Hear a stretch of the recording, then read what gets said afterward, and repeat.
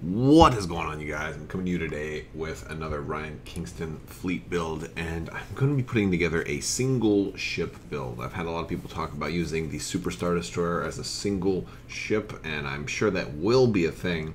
I'm not sure the Star Dreadnought Command prototype is the actual best choice for a single ship build, but I think there are options, and I'm going to explore one of them today because I'm going to actually combine a couple of questions and ideas that people have asked me into one build here.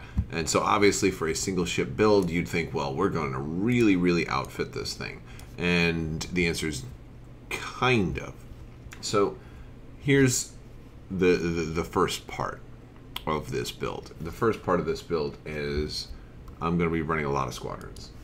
Well, not a lot, actually. I'm going to be running a lot of points in squadrons, but I'm going to run 6 decimators. This goes to a question somebody was asking me about decimators. How many have you run? Well, I have 6. I actually bought, I think, 4 packs. I had enough to run 8, but this, basically somebody stole 2 of my decimators at a tournament, believe it or not. But, so I'm going to run 6 I had to buy some more. So, because I want to be able to run 6 decimators. So, yes, 6 VT49 decimators. It's just incredibly strong. It's just absolutely incredibly strong to run 6 decimators. And also 6 is a good number just in case you find yourself in a position where you decide you want to give your Star Dreadnought Command prototype a squadron command. Then you can still, you're going to get that token because it's a huge ship. You can still get the 6 activations for a single command that way because your squadron value is 5. You can still make that work. However, the idea, one of the big strengths of running 6 decimators is they're all rogues. So you don't have to give any squadron commands at all. Okay? So you can, now you only have to worry about concentrate fire, which isn't really that good for this guy. Or you could run navigation, which would be really helpful because you would love to get that yaw so you can actually turn, or engineering, which is probably going to be pretty helpful. But navigation and engineering are going to be the most 2 important here. So considering I don't think I'm going to do concentrate fire at all with this guy. I don't think so. I think like one of my goals is to say, well, if I'm only running 1 ship, I want to minimize some of the weaknesses, and that 4 command might be a weakness for some. So let's go ahead and I was like looking at my commanders and like, if I'm going to do this, who do I really want? Thrawn can certainly work here because if you're getting 2 full dials, it's like I think you're getting 2 full dials plus 2 tokens with it too. So I think Thrawn is an option for the command for a Super Star Destroyer. But I was thinking about running Jerjerrod because of the yaw and for a couple of other reasons too. Jerjerrod is going to his negative penalty of, oh, you might have to take a damage. Well, look how many flippin' shields you've got. You got shields for days. You got all those extra hull sections too. You can take. You're always. I mean, nobody's gonna come at you from 6 different sides, right?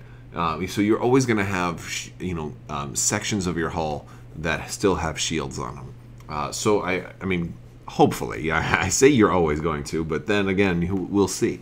But I just think that having Jerjerrod out there, his penalty is negligible. I think you're easily going to have all of the fuel to fuel his extra yaw without having to worry about it. So because of that, I think you can get away with really just running engineering command all game, and obviously you want to try and point your front at your opponent, and just run. I would even maybe run a concentrate fire the first round if we're not in shooting distance, just to bank a token so I have a reroll in case I want it or something like that. You never know. It's nice to have one of those. It doesn't hurt, Or you could make the argument for maybe nav, if you want to change your speed, or you could make the argument for maybe even squadron. But I mean, I think most of the game you're going to be running engineering. You don't need to bank an engineering token because you're going to get a token when you do a command anyway. So, yeah, so that's kind of the idea here is like, let's let's just have to worry about one command. And because if you only have one ship, you'd need it to be a little survivable, right?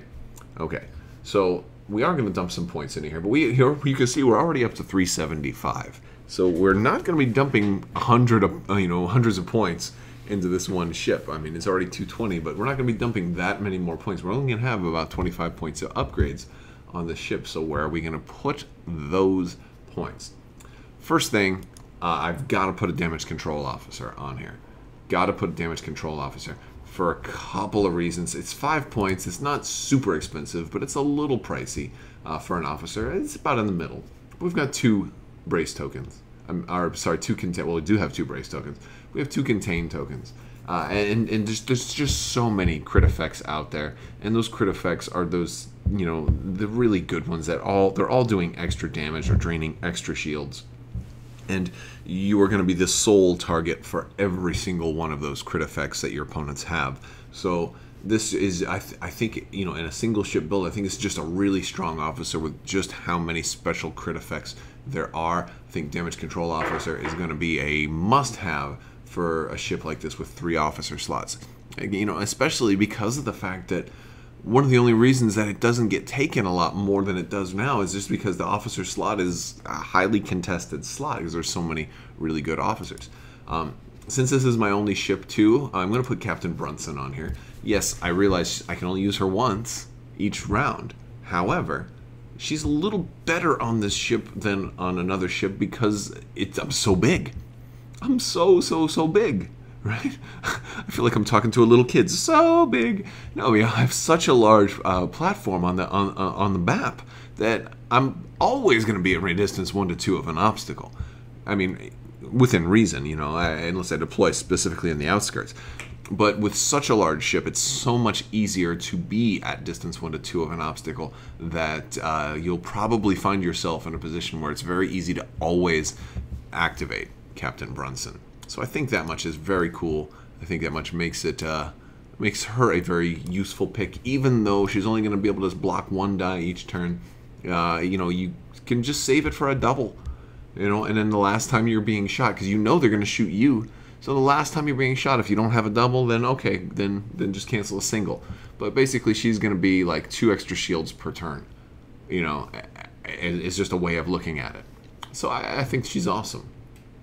Okay, and then for our last one, I'm going to go with Agent Kallus for this one. And that is going to be, granted, you could definitely make arguments for Minister Tua. You definitely could. But I think we can get away with not needing Tua because we have doubles of every one. Still, Tua would be huge because you're going to run into a situation where you get attacked the first time, you do spend your brace. Then the second time your opponent does roll an accuracy, targets your green brace, and then you find yourself in that position. I get that. Tua is not bad at all. I'm just not using it this time. Because I'm going to be good, because in this build I can afford to just run engineering every single time. So I think I can, do 1 brace, then 1 redirect, maybe 1 contain, even take a little bit of damage to hull. For 22, as long as I'm taking like 3 or less damage each turn, I'll be fine. All right. So that's kind of the goal.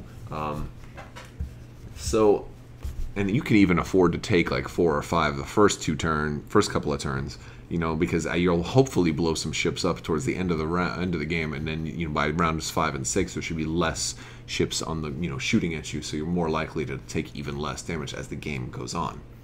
So what else are we going to run? And Kallus is there for those for those big Sloan lists, of course. They're going to be there. You're going to have a lot of stuff coming at you. Now, of course, the VT-49s are totally there for that too.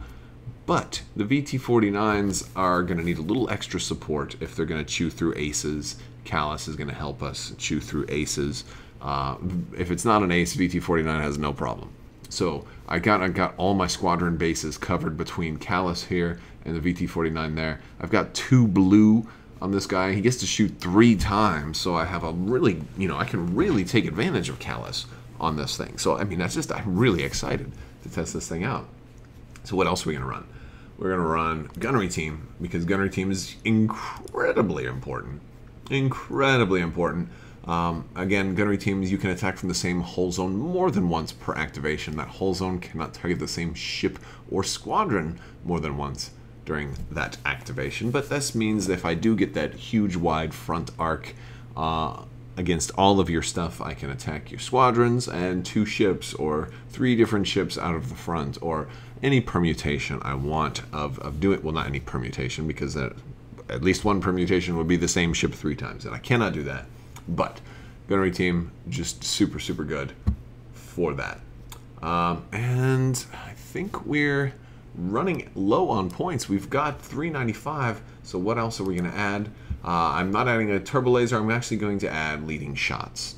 Leading shots is going to be important here. We've got a blue die in every arc, and we have it in squadrons, and we can use leading shots on squadrons too, and it's going to be really, really helpful for when we do go after, you know, that ace, and I roll, you know, a hit, or maybe a black die that's blank, and I roll maybe a blue accuracy to target that scatter for Howl Runner, and then I have a crit, and I can spend that crit to reroll the black die, and then I get my damage, and I can force that one through, you know, things like that.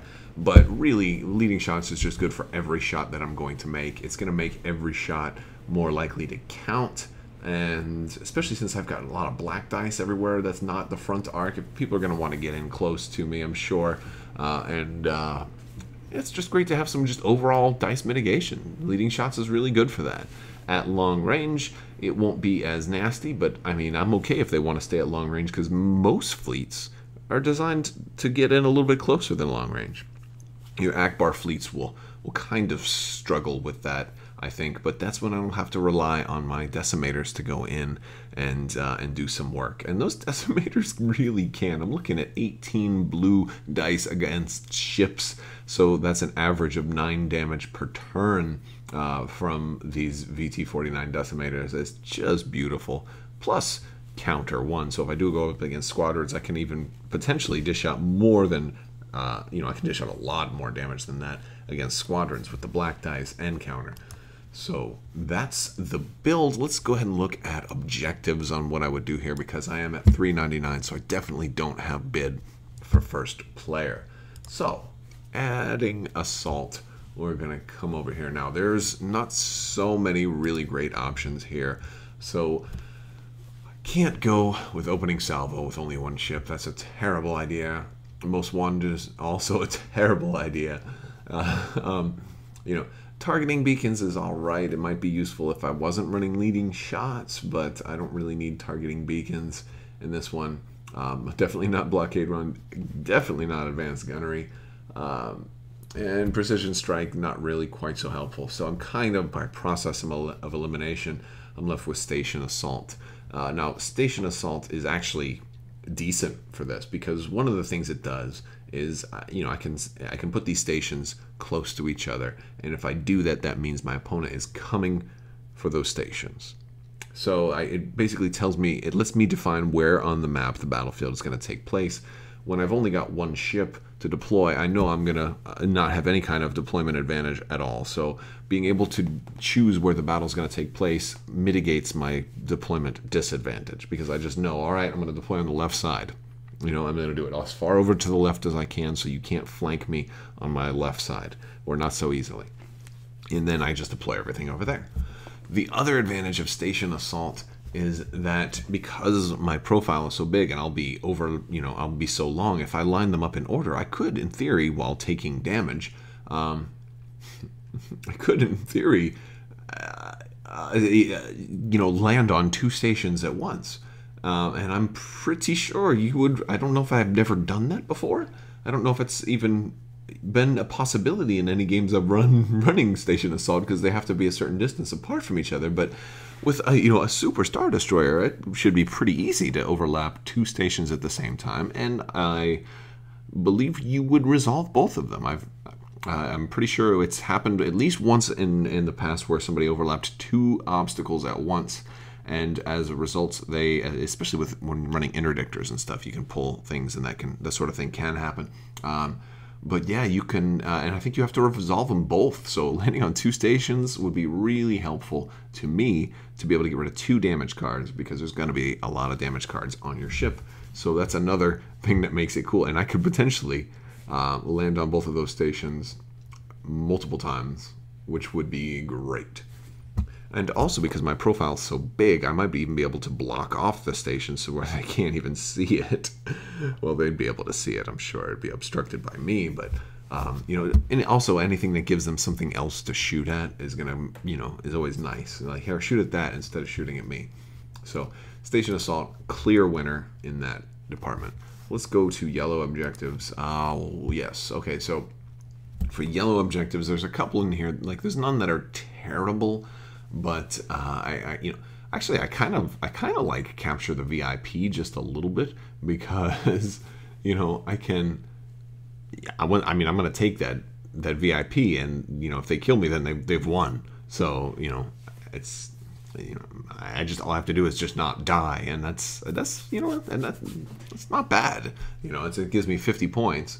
But the problem is that 50 is not really that many points. It's not enough to make it more than a 6-5, you know. So, so what I'm going to go with here is I'm going to go with Fighter Ambush, and I like Fighter Ambush because all of my VT49 decimators. It doesn't, you know, what's good about Fighter Ambush is it doesn't give the first player anything. And that's a good thing sometimes, because sometimes the first player gets a pretty nice bonus. But yeah, Fighter Ambush just lets me put my squadrons wherever I want, basically. And since they all have Rogue, and they can do so much damage on turn 1, I can force my opponent, if they do have a big Sloan ball or a Reimer ball, to really spread out their forces. Because I could put my stuff just out of range of enemy squadrons, but within striking distance of some of his ships. And I could easily take out something like a Corellian Corvette or you know, or a Nebulon in a single turn, or even 2 small ships. In theory, I could, you know, if you roll well enough, so you can do so much damage very, very early. Also, I can really force him to, you know, I can dive right into his squadron mess and just do so much damage there. That by the time he gets, you know, even if I lose my decimators, his squadrons are going to be completely wrecked by the time they, you know, can make it to me. That I'll have very little problem dealing with them with my impressive, you know, with the 2 blue plus Agent Kallus. So I think Fighter Ambush would be a lot of fun, as well as not giving my opponent any benefit. And then for blue, I think I have to go with superior positions here. And it really, it's this or Solar Corona, because I definitely would love the deployment advantage that these provide, and you know, people hate to choose these too. But I'm gonna go with superior position because of the rogues, because of the decimators. That's just a pretty good option, and you know, I think that's you know, you can get a lot of victory points that way. And again, in a build where all you have to do is not die, you know, both of these. All 3 of these objectives give me the potential to get, you know, at least a 7-point victory by just not dying. You know, I can get like 80 points from Station Assault. I can get that or more from the other ones as well. Especially because those VT49s have Rogue and they have so much health. They're hard to kill as well. And I think if we end up going with one of the other ones, I would probably want to place the station somewhere in the middle, so this way my VT49s can heal up if need be, because if I'm fortunate enough to not lose any of them either, then I'd really not have handed my opponent any points at all. So that is the build, guys. Let me do a little printout here, and yeah, there's not really much to print, not really much to show you. Single ship build, some people were asking about it. I don't know how competitive it would be, but I think it would be fun. And I also think, honestly, I think it would play pretty quick. So you could have fast games of Armada by doing stuff like this. And I think that'd be fun. I mean, you know, let's try something different. I'm all about trying something different. So, yeah, that's what we've got. If you guys are interested, if you haven't heard already, I am doing another giveaway right now, and it's for a $25 Cool Stuff gift card for an expansion of your choice. The only thing you have to do to enter that is to be a subscriber, as well as leave a comment that is specific in this case. I'm looking for people to help me enter to win a contest. So, because I'm trying to win a new gaming table to do battle reports on. So if you click on the link that I'm going to have in the description, as well as a pinned comment on this video, if you click on that link, you can enter this contest, and you can enter to win yourself for the Table of Ultimate Gaming. And if you sign up, they'll give you your own link. You can put that link in the comments here, or just let me know that you have entered, and that counts as your entry. But you also have to be a subscriber, so don't forget that. And it's as simple as that. I'll be announcing that at the end of this week. So the winner will be announced for a $25 Cool Stuff gift card. And that's about it, guys. I want to thank you all so much for watching. And if you like this video, go ahead and give it a thumbs up. Don't forget to share it with your friends. Check out Crabbok.com and head over to the Discord and hang out with us over there. You can ask questions, or if you're just looking for advice or just want to chat, it's a good place for that as well. I want to thank you guys so much for watching, and have a great day.